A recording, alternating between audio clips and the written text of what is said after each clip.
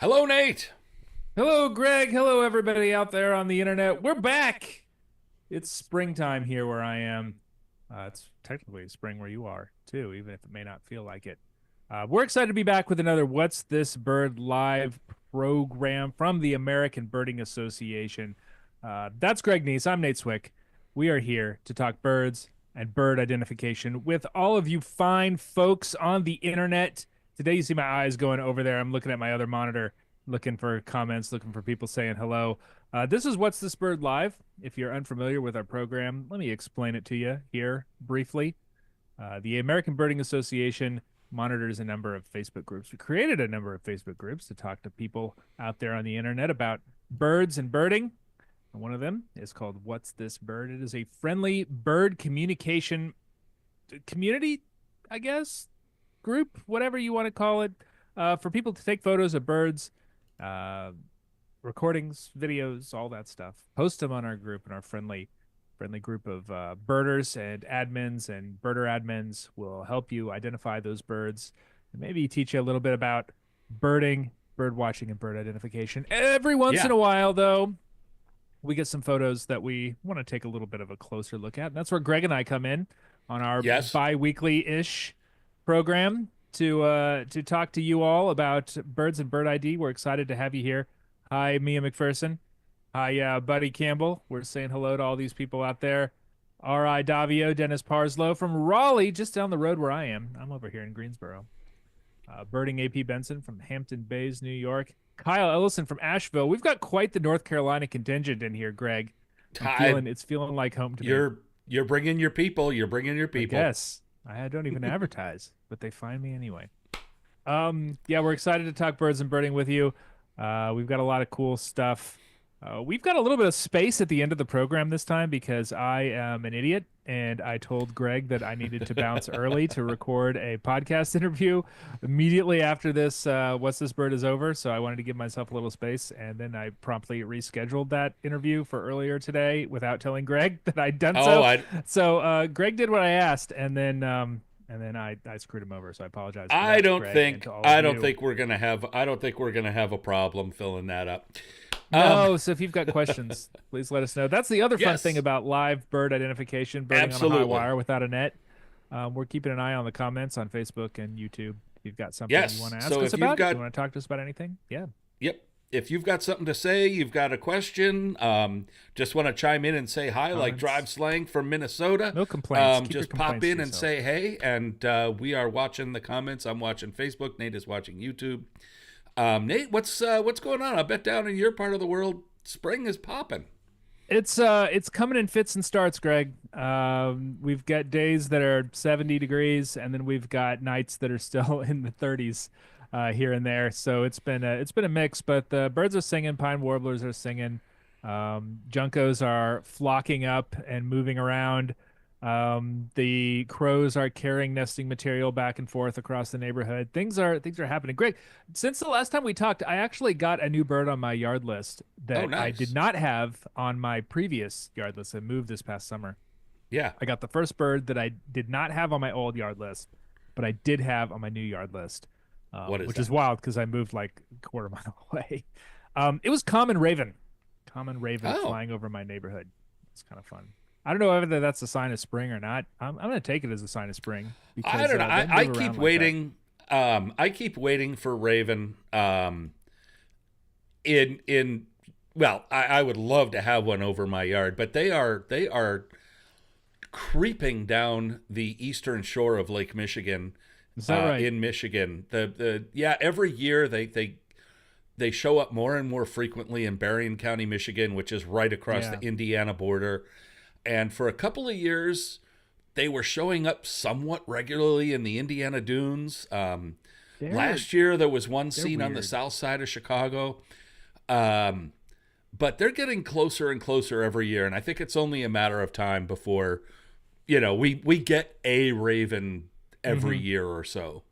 That's the Um, way it is. That's the way it's been here in North Carolina. Like they've been, they nest in the Southern Appalachians. They've been coming there for a long yeah, time, and they're kind of slowly moving into urban areas. They've been hanging around Raleigh for a while because there's a big quarry out there, and I'm pretty sure that they're nesting over there over by folks watching from Raleigh. It's over by Umstead State Park.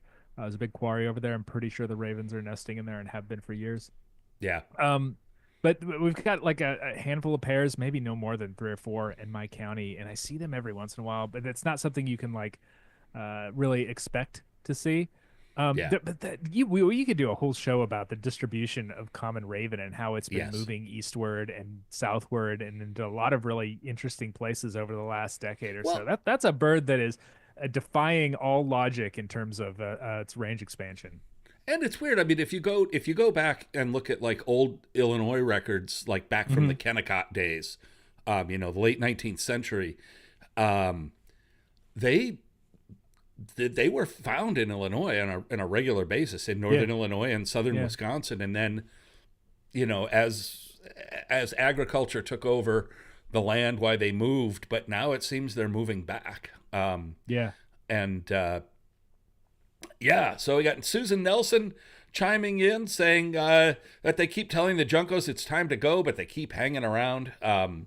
Drive Slang says red-winged blackbirds are back, and Peggy says that they love common ravens. Badass bird. It's a great bird. Largest songbird in the world. Yeah, dark-eyed juncos. That's another cool one. I always try and predict, which which dark-eyed junco sighting I'm going to see is going to be my last of the year.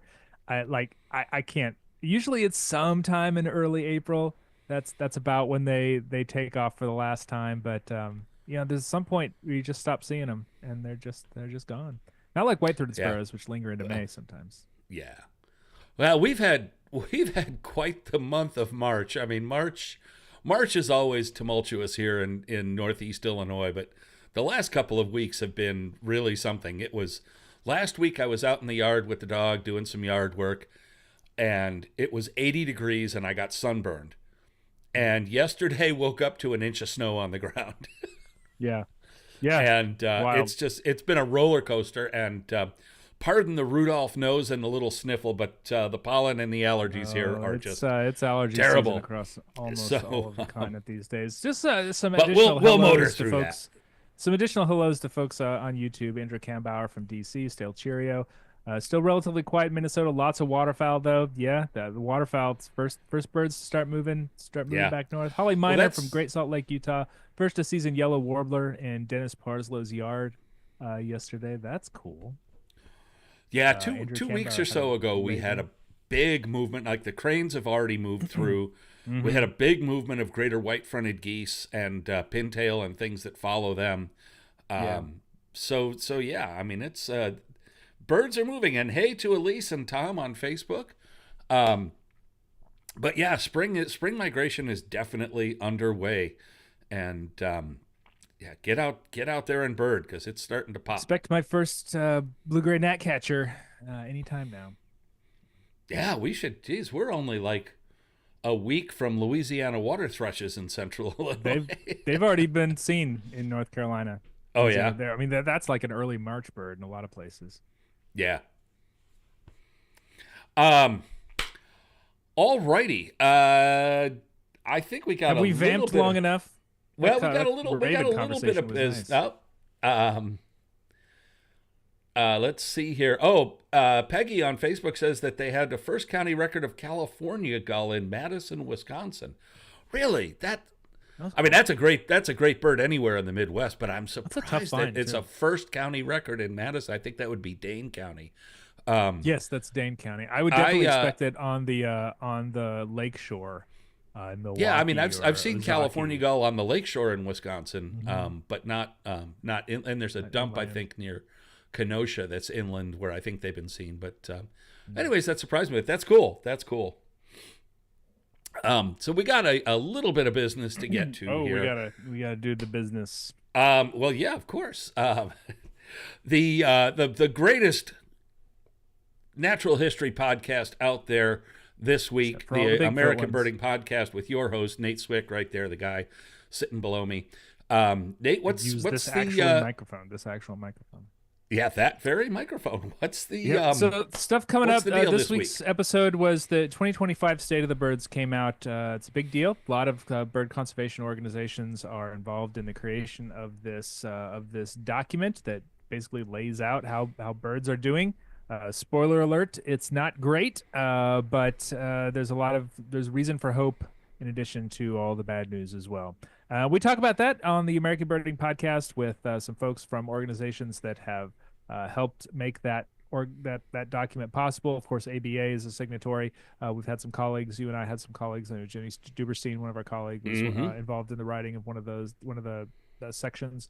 But also Ducks Unlimited, Mike Brazier of the Ducks Unlimited podcast helped me out on this episode, and Amanda Rodewald from Cornell Lab of Ornithology, and Bradley Wilkinson from the Association of Fish and Wildlife Agencies. And we have a conversation about bird populations, about what you can do to help, about the creation of the state of the birds, and all that stuff. So yeah, it's a good one. So listen, and next week we've got another big panel. It's This Month in Birding with another fun crew of birders, and then the week after that, I'm talking.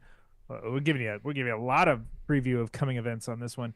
We're talking about winged warblers with winged warbler genetics with Nick Block and Matt Hale. So some good stuff coming up. Two on absolutely the ABA podcast. delightful people and very good lovely friends. Lovely people, and very, very smart people as well, which always scary smart. Nice, because they're kind of. You ever been trapped in a room with those two at the same time? I have. Oh well, I mean, a conversation with them about winged warbler genetics was very close to being trapped in a room with them. Yeah, but it's like both being very trapped good in a at room where explaining- there's beers involved, and they start. It's like, okay, I gotta. They're both very good at explaining difficult things in layman's terms, which Absolutely. I, as a layman, appreciate. Absolutely. And so that's what's coming up, and we've got a lot of good stuff coming up down the pipe. Some books coming out. We're talking to authors. Check it out. ABA podcast, American Birding podcast, wherever you find podcasts. Yes. Wherever you prefer to get your podcasts. Spotify, Apple Music, all that stuff. Or the ABA website, aba.org/podcast. Yeah, that'll do it too. So, we'd like to take a moment here now to note the passing of two members of the ABA birding community. Victor Emanuel, who really could be called the grandfather of ecotourism. Just a wonderful person, well known to virtually everyone in the ABA birding community. And Ann Oliver, a beloved member of the Ohio birding community, and also well known in the festivals and ABA tours for biggest week, ABA area tour circuit, so we would like to remember both of them. Yeah, if you want to read more about Victor Emanuel, please check out. There's a really wonderful tribute by the one and only Pete Dunn on the ABA website. You can go to aba.org and read that. It is on the front page right now. It's perhaps the most Pete Dunnian thing I've ever read. It is. It's not very long, but it's very beautifully written. Yeah, nicely done. All right, let's talk birds. We are going to going to Delaware, and what do we? The way you said that wasn't a Wayne's World reference, was it? Hi, I'm in Delaware. Well, you know that I live less than a mile from where the spindle used to be. That's right. Aurora, Illinois. Anyway, the spindle was in Berwyn. They made it seem like it was in Aurora, but it was in Berwyn. It was in Berwyn. There you go. They tricking me. That's Hollywood for you. Anyway, so what do we got here? We've got a potato of a bird with some beady eyes and a short bill and kind of long, scraggly looking feet with very impressive looking claws on the tip of them. This is a raptor, and in particular, this is a bird eating raptor with those long claws. Dark on the back, rusty bars on the front. I think this is one of our accipitrine hawks. I would which agree. I have to say, because they are no longer accipiters. Yes. We have two of them, Cooper's and Sharp-shinned. One is an accipiter, which is sharp-shinned, and Cooper's is now Astur, isn't it? Astur. Yes. Austere and Astur. Yes. So so Nate there got us very quickly down to narrowed it down to the two, and pretty that is sure sort it's of not a European sparrowhawk. Yes, I am sure. And actually, we'll talk. I could mention that for in a little bit. Might be some still hanging around. But the theme for today is species pairs, and there's one that's not really a species pair, but kind of is. I mean, not We're even pairing close. them up anyway. We're shippers. We're We're pairing them up. We're pairing them up anyways. But the other four are species pairs. And we get a lot of Cooper Sharpshin questions in What's This Bird? And easily a top 5 identification question. It is. And every photo gives a good clue usually as to what the bird is. Now, with all species pairs that are very, very similar, there's always going to be an instance where you just can't tell, and you're just going to have to let it go. And I remember a sort of an informal study that was done, I think, at a hawkwatch in California, where there was a banding station that was just upwind from a hawkwatch, and they would catch the birds and band them and positively identify them, and then just downwind from them was a hawkwatch, and they'd release the bird knowing exactly what it was, and then they'd see whether people could correctly identify it as it flew over. And I think at best it was like around 60%. So, I mean, it can be tough. But this bird, when I saw it, I grabbed this picture because to me, it's just immediate. Like you said, the very skinny, scraggly feet, that right there gives the bird's name, sharp-shinned hawk, quite a bit of I don't even know what the word I was looking for there is. But the reason I picked this photo is the face. And I have said for years that the goggly-eyed, startled parakeet look of sharp-shinned hawk is very subtle, but once you see it, you can't really unsee it. And so we'll talk a little bit about the facial expression of these two birds, these two species. So there is our bird in question at the top, which we've just now identified as a sharp-shinned hawk. But now just, look at the birds below it, and the facial expression, I mean, they're very similar. They're extremely similar, but they are different. And it can take a little bit of seeing it over and over and over again. The Cooper's hawk has kind of closer set eyes, and it has sort of a fiercer expression. Sharpshin tends to have kind of a rounder head and bigger goggly eyes. I remember seeing a photo of a sharp-shinned hawk skull, and it was basically just an orb that contained eyes. It's like the eye sockets were by far the biggest thing on the head. They have really big eyes. It's a proportional thing. It is. When sharp-shinned hawk is a smaller bird, but the eyes almost seem like they're the same size as a Cooper's hawk's eyes, and so they're taking up more of the face. They're giving that kind of goggly expression, bemused, startled, however you want to describe it. But it's a distinctive kind of impression.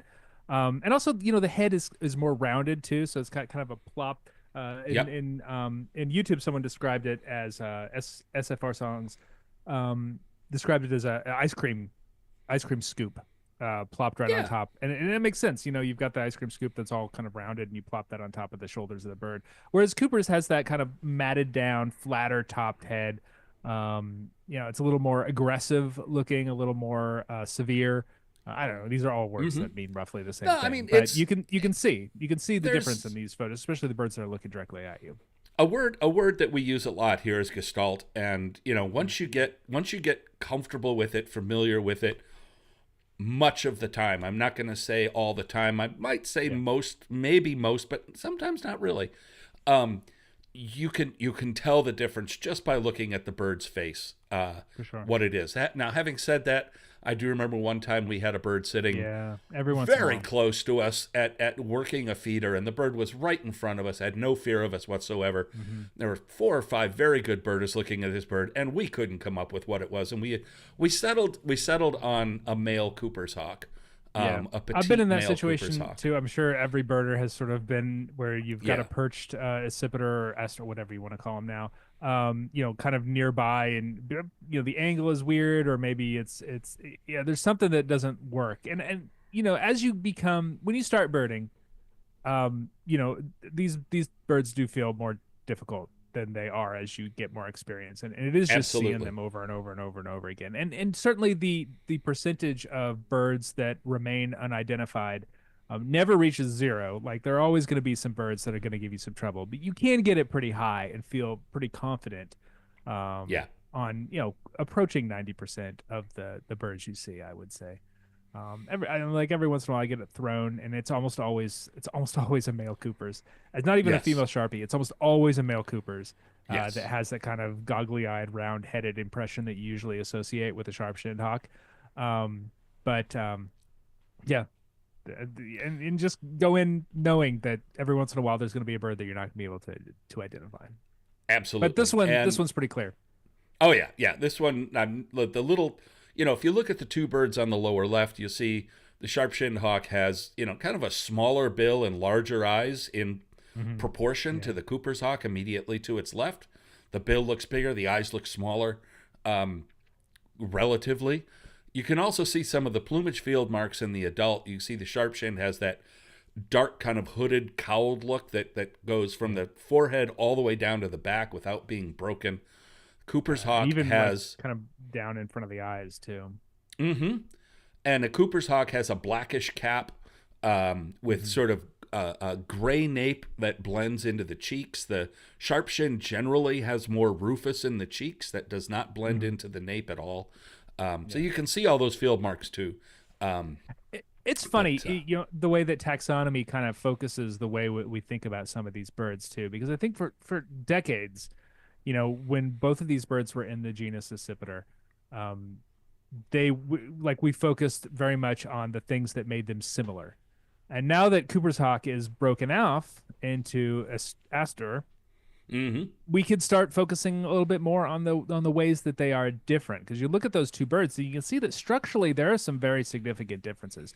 And we think Absolutely. about birds that share a genus, in raptors, buteos are a great example of that. I feel like a broad-winged or a red-shouldered hawk are similar in structure than Coopers and Sharpshinned are.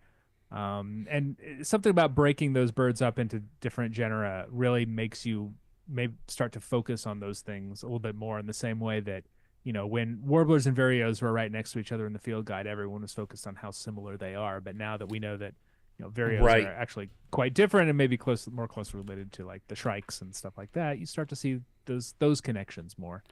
So thanks So taxonomy, so for allowing us to view this stuff through a slightly different lens. so I'm looking at my field guide here while we were talking.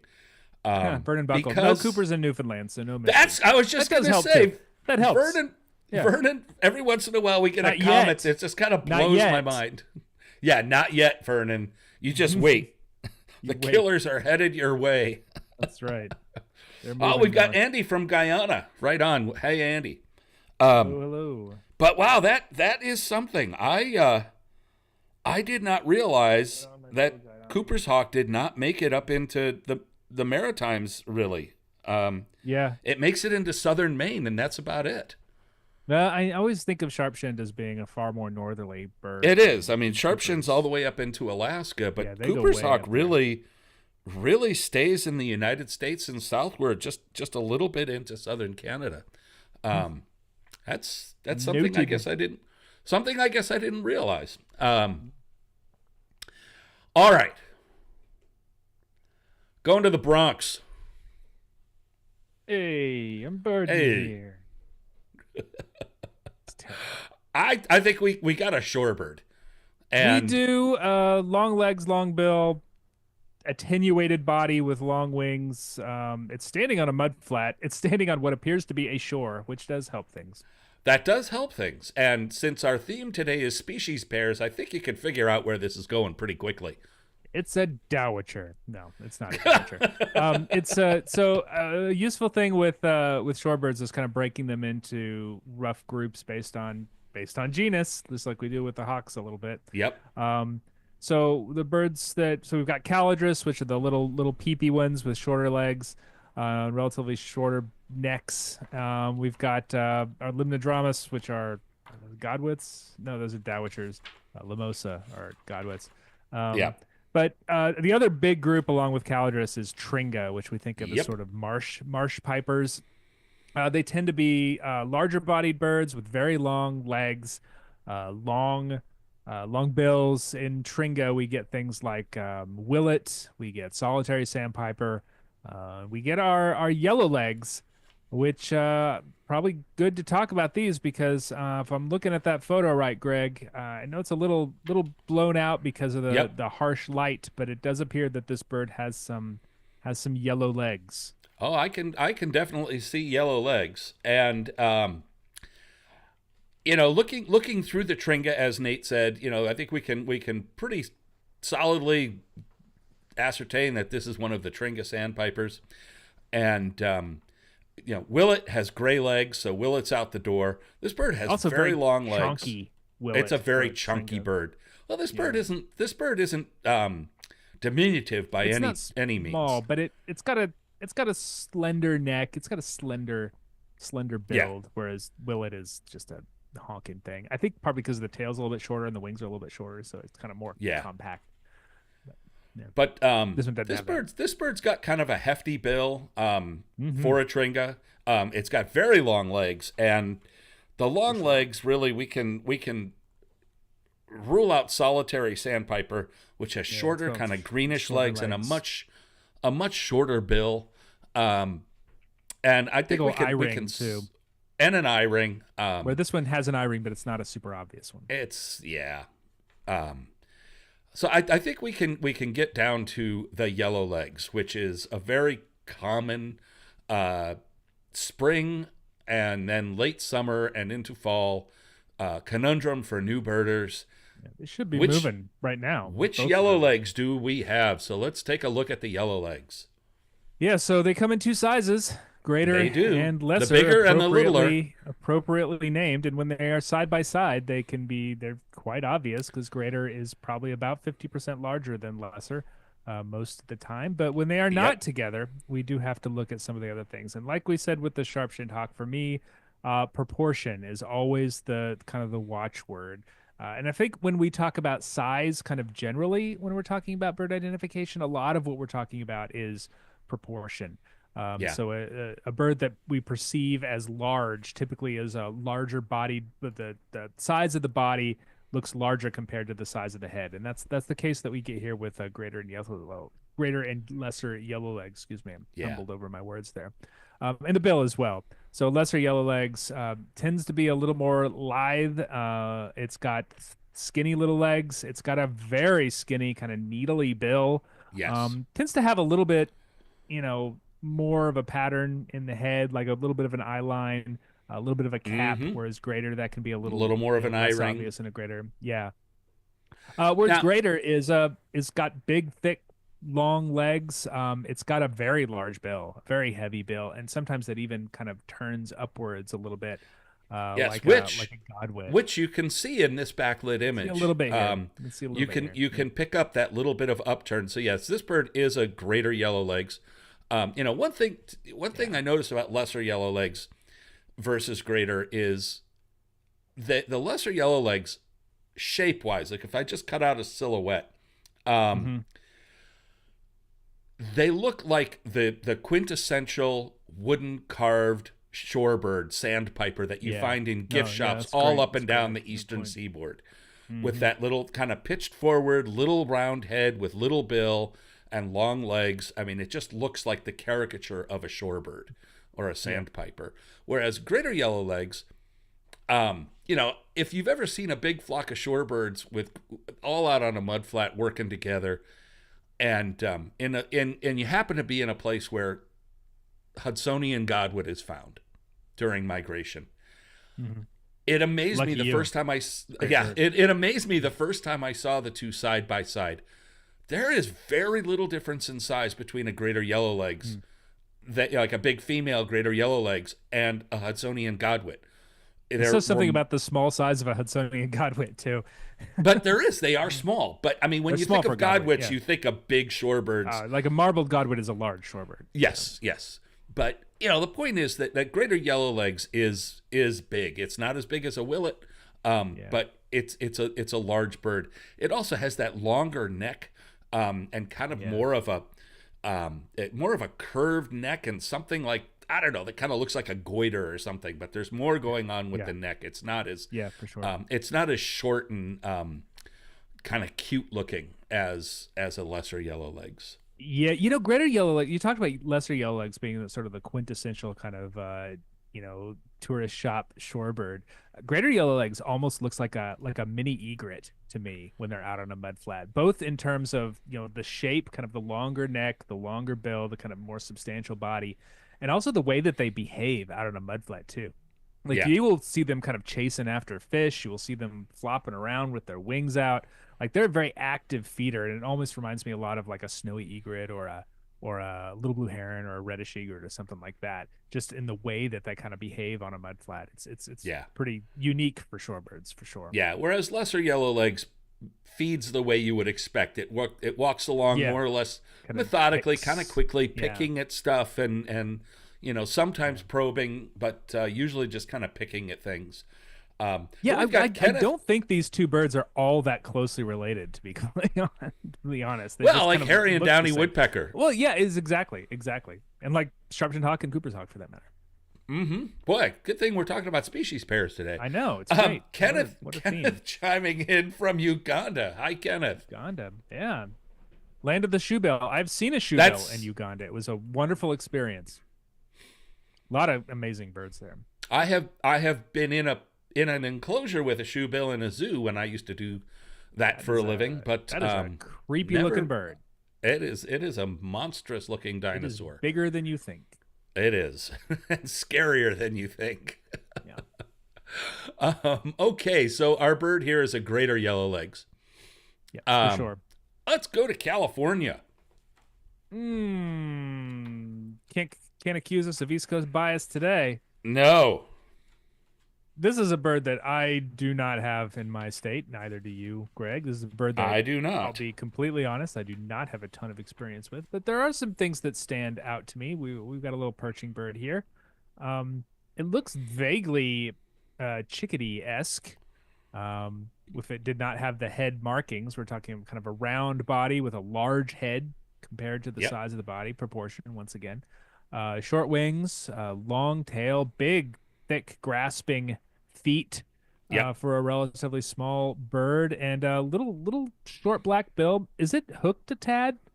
Well, this one on the tip has there, or is okay. it just the way it looks? No, this one has a bill deformity, which is That's why it kind makes of it weird. It makes it weird. Yeah, there were 2 or 3 pictures of this bird that were all basically the same, but the head was moved around a little bit, and you could see that the lower mandible is a little bit deformed. So we have to take that into account when we're looking at the bill shape of this bird. And but the number of passerines with yellow eyes is very few. There's some thrashers, there's some vireos, well, there's a vireo, and there is female bushtit and wrentit. And even though they're not closely related at all, they look very similar and are found in similar places along the California coast, like Long Beach. So we'll take a look. Also, at a Wayne's World scene, as noted by someone in YouTube. What's that? Angela Gerund, the Wayne's World from the green screen scene. Long Beach is also in that one. So nice, yes, nice work. Wayne's World too. We got a lot of Wayne's World references in this It's a one. Wayne's World reference. It kind So let's look at these two. Yeah, Bushtit, Wrentit, similar looking birds, similar places, as Greg says. Oh, NYC. Sorry, Angela. For some reason, it's been literally decades since I've seen the movie. Yeah. So what are we talking? What are we talking about? Wrentit. The pale eye is really interesting in this bird. It immediately makes me think of Wrentit. But as we know, Bushtit also has a pale eye as Yes, well, which complicates things a little bit. This is a really interesting bird because the bill curvature, the bill deformity does make it look very much like a Wrentit. Um, it does. We can but pop back and take a look at that. yeah, But my there's my some first my gut things impression was Bushtit on this one though. there's some things going on here. We're gonna go back and take a look. Um, Number one, I mean, the most I've seen a few wren tits. Um, the I've seen tail, him once. they are bold, sassy birds They do pop their tail up. Yeah, while being very difficult to see at the same time. And it's kind of an oxymoron, kind of but annoying that way. they that is a they can be very difficult to see and then just very bold and in your face at the same time. And that tail, it's one of the most graduated tails of any bird in the ABA area, almost like a magpie. It's got this just long, big, feathery tail that it flops around all over the place. Whereas bush tit, as we can see from the two in the upper left here in this comp, bush tit is more, as you said, reminiscent of a chickadee. It is closely Yeah. related to a chickadee. It behaves like a chickadee. It has bill shape like a chickadee. Um, it really just looks like a plain pale-eyed chickadee. Uh, Although they do now, if Ted Floyd were here, he would be all Yes, over us. bush tit stories for days. I know, but he would be all over us and say, "No, they are nothing like chickadees." And I mean that in the very most general sense. No, because Yeah. they are little flying piranha flocks, and they are, the suet piranhas is a nickname given to bush tits, and they move in flocks, unlike chickadees and titmice move in little loose flocks. Bush Loose tits flocks. move Yeah. in motorcycle gangs. Yeah. Um, In fact, the most impressive thing about this bush tit photo is that there's only one bird in it. exactly. Well, there's actually two, but yes. Oh, is there? You have to go back and. I'm sorry. I thought you meant this one. Oh no, the original Yes. photo. Yes, the original photo. But yes, Yeah. we can see that, the tail, the lack of Short, any yeah. kind of real streaking or anything on the bird. Um, Wrentit generally shows a little bit of pattern. Sometimes, it's on the throat. Like you see, this is a very, very plain Wrentit in the comp here. You can see the one to the left shows a little bit of pattern on the chest, and a little bit in the face. But it's generally a little bit more going on than a bush tit. Yeah, But Don Holzer comments on YouTube. The thing that I was going to mention here, Wrentit, super unique. well, yes, that's where I was taxonomically. just The about to go. only species in the family Paradoxornithidae, which says it all. Honestly, no one knows where this Yes. bird belongs. It's been bounced around in at least a half a dozen different bird families over my birding career. Believed to be one of the old world babblers for a long Yeah, time, that's right. Yeah, yeah. and Not sure it what it's closest related to. Oh, Susan Hunter notes the bush tits are pairing off and not flocking at present. That's a good point. Noted. that is a Makes good sense. point. Pardon me. But yeah, Wrentit is an utterly unique bird, like several species spread across, not just birds, but different life forms on the Pacific coast. One that comes to mind is a tailed frog in the Pacific Northwest, which is Yeah. utterly unique, and its closest relative is in Australia. Some cool salamanders and stuff of that. And cool of that ilk salamanders as and well. things. And yeah, Wrentit is in that vein. You can see it's kind of strangely decurved little bill, and very much not like a titmouse, which you can see in this bush tit has that almost perfectly symmetrical, Perfectly symmetrical. bill that pretty much all of our titmice have. And but yes, the bird in question is a female bush tit here compared Yep. with a wren tit. Wrentit. Love a bird named after two birds. And That's not related to either of them. yes, John Anderson points out this is a Pacific type bush tit, which has a brownish crown, and that is correct. Go back and take a look at it. There you can see it. And of course, that is the bird that I used for the comp, is the Pacific. And that is with birds that are widespread like that. Bush tit is found from Southern California into the Rockies, and they have variable plumages. They have subspecies across that area. And we have a lot of birds like that in the ABA area. I mean, some of them, like song sparrow, have like 12 different subspecies that look very different from one end of the area US alone, in the east to the other end in the west. Yeah. All right. Moving on. Virginia. So now every time I try to find a bird that Nate and I might not agree on, and I think this might be it, although I don't know. I go back and forth on this one. This is a tough one. This is a good one for this conversation because, cutting to the chase a little bit. Big white waterfowl, pretty classically a swan. Yep. Of which we have 3 that you might encounter in Prince William County, Virginia. We can throw out mute swan right off the bat because of the dark bill. So we're down to tundra and trumpeter. Tundra by far the most common bird in the East Coast and the Chesapeake Bay area, all the way through into North Carolina. I think like a third of the population winters in that area. Trumpeter uncommon, but increasing because of the success of captive breeding populations in the Great Lakes. Yep. So those of us on the East Coast are starting to see a lot more tundra swans. They're regular now, whereas a decade ago they would have been quite a rare bird. And by the way, speaking of the introduction effort, that stopped in the early 2000s. And because it 20 years, good Lord, because it wasn't needed any longer. Yeah, and yes, definitely not. Lincoln Park Zoo in Chicago was key in breeding trumpeter swans that were released along the Mississippi River. And I was there and photographed the release of the very last 2 trumpeter swans captively bred and released back into captivity. And that was the end of the program. It was declared a success, as we all know it is, because now, at least in the Mississippi and parts of the Great Lakes, we have trumpeter swans all over the place.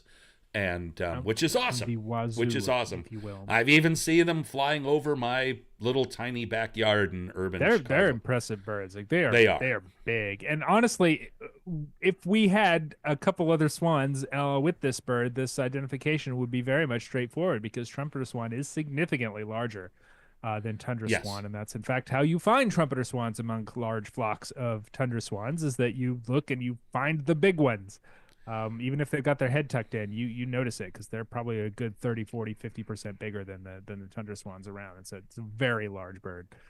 Yeah. So a little more about this photo. And when I first saw it, I looked at the bird and I immediately, as we often say, follow your gut. I identified it as we do, just kind of a snap judgment. Then I noticed the location and I'm like, ooh. I'm like, okay, this looks like a trumpeter to me, but then I noticed the location, Virginia. Yeah. That's a good bird in Virginia still. They're not unheard of. Really good. Yeah, I think they're annual now, but no more than 1 or 2 a year get picked up.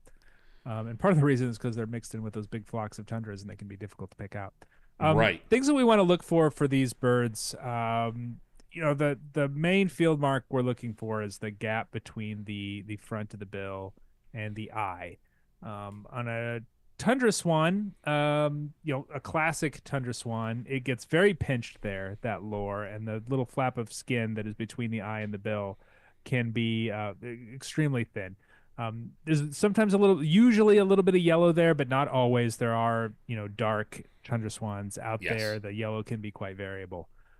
Trumpeter swan, that opens up into almost a V. It's almost like there isn't a gap between the skin in front of the face. The eye almost sort of disappears into that. This is a tough bird for me, Greg. And another couple things. The posture can sometimes give you a little bit of clue too when the bird is moving.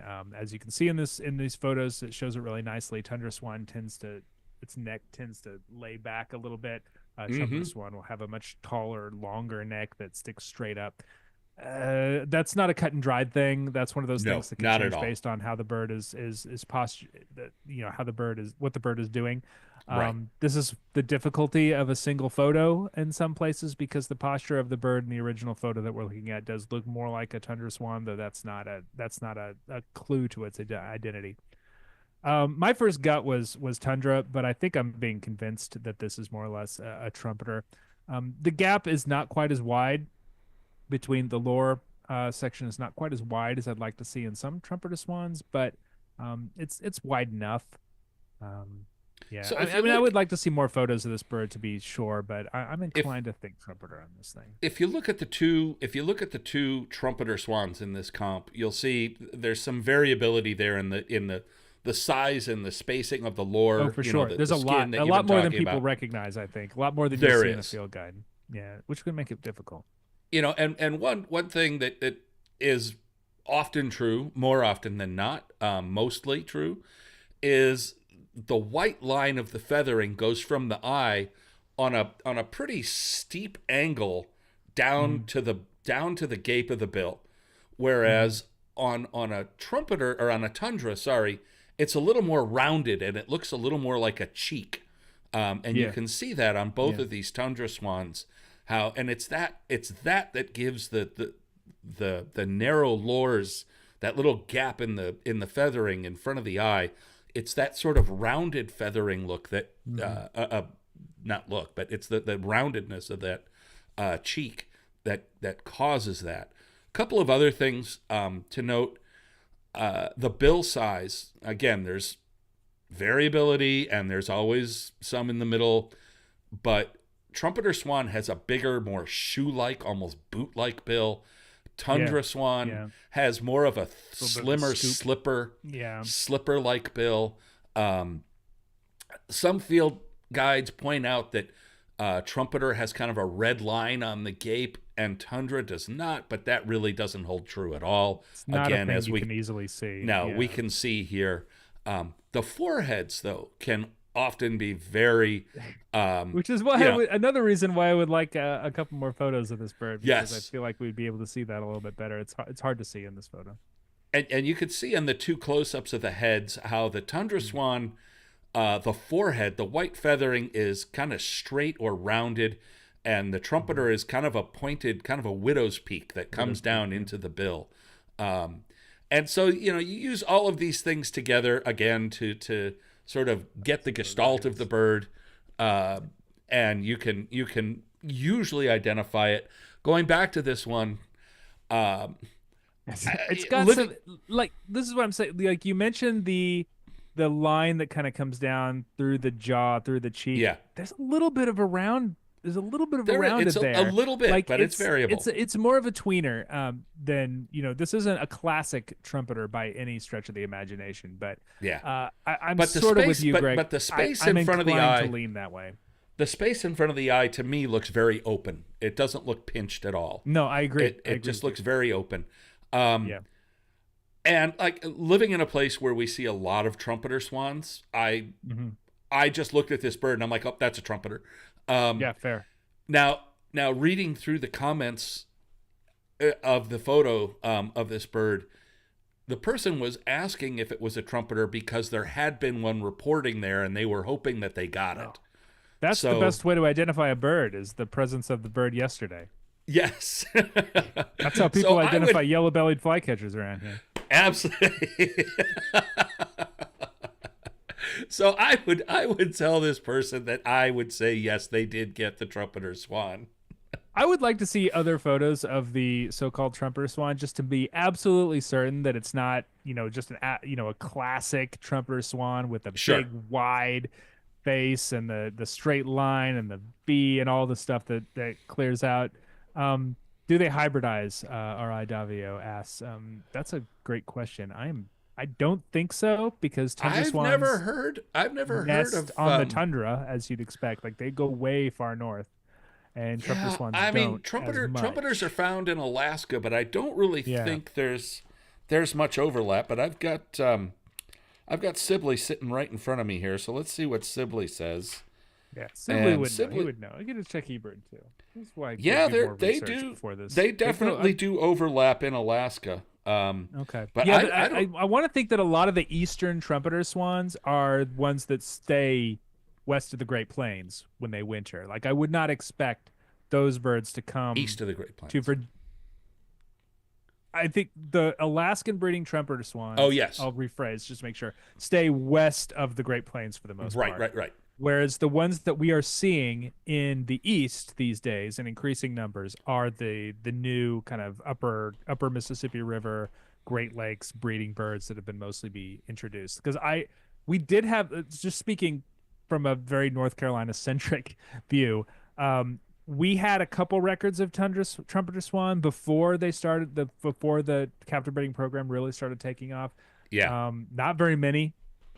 We've got a lot now yeah, because of the increase in that population. So, I don't so that gets to the hybrid question. If there were hybrids out there, I would expect those birds to be largely in the western part of the continent rather than the birds that we're seeing in eastern Virginia. yeah, But yeah, it's a good question, and I don't have an answer for that. I'm sure they would. Waterfowl just in general are pretty prone to that sort of thing. yeah. Well, now I've got something to look up But after we get done here. yeah, yeah. Um, I do think this is trumpeter enough, just to be clear. But it does have some traits that lean a little bit more to yeah. tundra than you would I don't know maybe want to see if you're searching for a John particular bird. Anderson says Birds of the World shows 33 photos of tundra X trumpeter swan There you hybrids. go. So yeah, So and I'll bet yeah, I'm I gonna will find bet, out as where they Nate are. said, they're almost all in the West. Yeah. And to give an example, just to give a little anecdote as to how successful the trumpeter swan reintroduction program has been. I remember as a kid birder, quite a long time ago, uh, making a specific trip to Malheur National Wildlife Refuge in Oregon in April to see one of 5 or 6 trumpeter swans that were there, because They were very rare in the they were 70s. extremely rare Yeah. in the 70s. There were a few in Yellowstone, there were a few in Alaska, and there That's were where I got like my 2 or lighter 3 ones, was pair Grand Tetons. at Malheur, but they weren't, they wintered there. They didn't, I don't believe they nested there. Although one pair, I do remember going there later in the year and seeing one, I believe, on a nest, although it's kind of murky. It was a long time ago. But anyways, trumpeter swan is one of the most greatest success stories of reintroduction in North America. It's just been fantastic.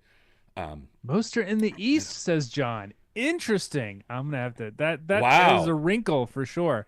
That I did that not I would expect. not have I'll have to guessed. look at some of those photos. I would not have guessed. However, tundra swans. I wonder if people are looking for them more because Well, trumpeter swans are so unusual. Or yeah, have been but tundra historically swans unusual, at least. tundra swans like red-throated loon and redneck grebe have that west to east angled migration route that goes, they start up in Alaska and Canada, and they go southeast across Wisconsin and down to the Chesapeake and parts around there. So yeah, I mean, if they were interbreeding in Alaska, I think there would be a greater chance for them to show up in the East Coast because they would follow the scads of tundra swans that migrate to the Chesapeake. Yeah. No, yeah, that makes sense to me too. Yeah. You've convinced me.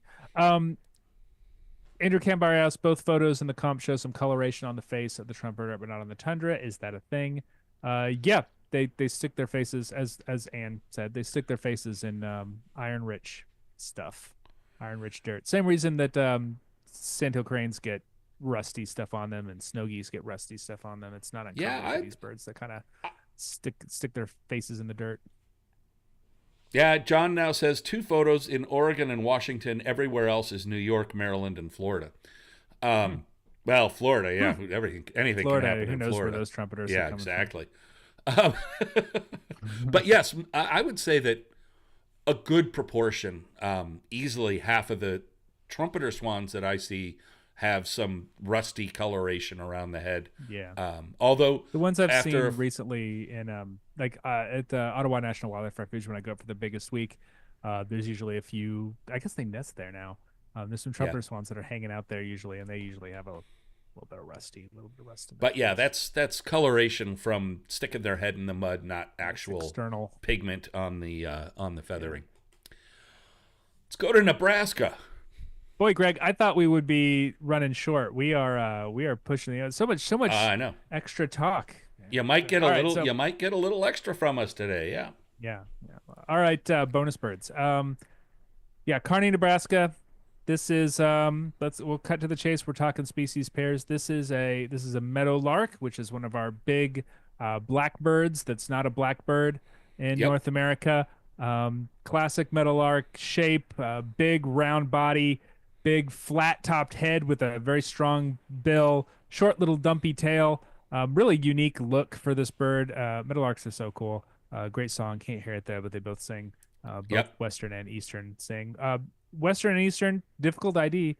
Both I would expect to be present at Kearney, Nebraska. So I'm looking at this bird. It is facing to the left, which on a typical map projection would be towards the west. And so that means that this is a Western meadowlark. Okay, let's move on. Um, Easy, easy. so easy. There you go. Yeah. Yeah, I don't know why Eastern and people get Western. bent out of shape about these. I These are don't so know. I mean, they're as straightforward as can be, as you can see from these pictures, Mm-hmm. where it's very easy to tell them apart. You drive down the Um, road, and the ones that flush west are the westerns, and the one that flush east are the easterns. Tip easy. Absolutely. Yeah, I mean, out here along the Mississippi River in some of the sand prairies, uh, Western and Eastern are about 50-50, and in some places, Western outnumber Eastern. But it's that's a interesting. great way to get very familiar with them side by side. And so we've got three Eastern meadowlarks on the left and three Western meadowlarks on the right, belying what Nate has been saying. I know you're messing with me, but look at the way they're facing, Greg. That's true. You didn't say where they were. You said which they were facing. That's correct. So this is true. So the things to look for, the first thing that's pointed out in the field guides is the amount of yellow on the cheek. So if it comes up beyond the throat into the lores, into the malar, that generally is Western meadowlark. But now, if we look at the Eastern center left, you can see that is a very bright, I was just gonna say that's a pretty pale one. very spring Eastern meadowlark that's got some yellow going up into that malar, and you can see the furthest right Western meadowlark. Those two, the amount of yellow on the side of the face there, that's pretty darn lot of yellow. similar. Yeah. That's pretty darn similar. And then the two, the leftmost of the Western meadowlarks and the leftmost of the Eastern show sort of the opposite, the opposite ends of the range. That Western meadowlark with the yellow going all the way up to the gape of the bill, and up almost to the eye, is, okay, that's pretty much slam dunk if we're just using that field mark. And then the Eastern at the far left, there's no yellow at all in the malar. It is completely restricted to the throat. Again, classic field guide, slam dunk, no problem. But some of the other things to look at, look at the barring on the wings and the tail. So the flight feathers, the coverts and secondaries, and the tail feathers. And you'll notice that the Eastern meadowlark is more, it's darker, the barring is thicker, it's more glommy, and kind of runs together. And by comparison, Western meadowlark, has fine bars that are very well defined, all up and down the tail and all up and down the wing panel, and Yeah. that holds true 90% more of the time. Yeah. Yeah, and, the flanks are also another. I don't know if you noticed that, Greg, because I was looking up a question. The flanks are also a thing to kind of talk about. You can notice in the difference here. The Eastern Meadowlark is just altogether like a more heavily marked bird. Yes. Western Meadowlark, you think of this as a bird of kind of short grass prairie, of the the Western Great Plains. Not as much vegetation there, much paler. It's going to blend in a little bit more better. Whereas Eastern Meadowlark can be found in like super green pastures, cow fields, all that sort of stuff. So it has a bit more color. And the question Len Kopka asks, were these ever considered a single species? Kind of. Yes, kind of. I don't think Not in my early lifetime. ornithologists in the early, we're going way back. Yeah. Like in the early 19th century, Western Meadowlark was not, it was more that Western Meadowlark was not recognized as a different species. And then sometime in the in the 1830s, 1840s, people started talking about it as its own species. And they, in fact, gave it the scientific name Sternella neglecta. Neglecta meaning forgotten, overlooked, neglected. And so to kind of illustrate the fact that it was a good species hiding in plain sight. But they've been considered separate for quite a long time. One other thing to point out is the amount of white in the tail. And as you flush these birds along the side of the road or walking along a trail, that is usually fairly easy to see. Western Meadowlark has a considerable amount of white in the two outer tail feathers and a little bit in the third, and then really none in the fourth, starting with the outermost and moving inward. Eastern has 3 white outer tail feathers with a lot of white, a fair amount of white in the fourth. So it shows more white. Now, Cheryl asks about differentiating Chihuahuan Meadowlark. That's a bit beyond the scope of this program here today, but Chihuahuan song probably. The songs are quite different. The calls of all 3 species are different, and if you can hear them, that's a very easy way to tell them apart. And 1908, John D. Anderson says. 1908, Western was split from Eastern. Yep. Western was described, though, in 1844 by J.J. Audubon himself. So they were noticing something weird about him, but maybe they weren't official until much later. But if you go to aba.org, and I believe it's in Field Ornithology, if you go to that section of our website, there's a very good article on telling Chihuahuan Meadowlark from Western.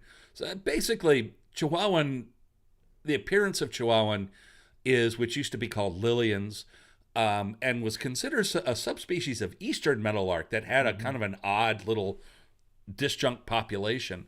There's a number of species like that in the Southwest, where there's some Eastern species that have they kind of dip down into Texas and through northern Mexico and pop up again in Arizona, New Mexico. Eastern Bluebird does that. Northern Cardinal does that. Yep. And Eastern Meadowlark until they split off Chihuahua. And the Cardinals in Arizona do not look like the Cardinals in the Northeast at all. But like Eastern, it has a lot of white in the tail, but it's kind of in between Eastern and Western in a lot of plumage characteristics. Sorry, but it has more white in the tail and has a different voice. I definitely recommend going to the ABA website, to the Field Ornithology section, and check out that article on telling Lillian's Meadowlark from Chihuahuan. Western. I'm sorry, Chihuahuan. Blah, blah, blah, blah, blah. There's actually some really interesting distinct subspecies of meadowlark, Eastern meadowlark. Not just now Chihuahuan, but also there's a Cuban, there's a non-migratory Cuban meadowlark that is a distinct subspecies that is like really kind of vividly olivey green. It's a neat looking bird. I remember seeing that when I was down there. Yeah. Well, Nate, we are even more. We are We're late. We went over 5 minutes over, which is fine. Bonus birds. And I would just like to remind everyone that if you enjoy what we do here, and if you enjoy the ABA podcast, and all the things we do, go to aba.org/join. We would love to have you join the club. Right there. There it is. I always get this. And you get a lot of great things for your membership. It only costs about a cup of coffee a month to be an ABA member. Yeah. A cup of coffee, $2.50 a month. That's all it costs.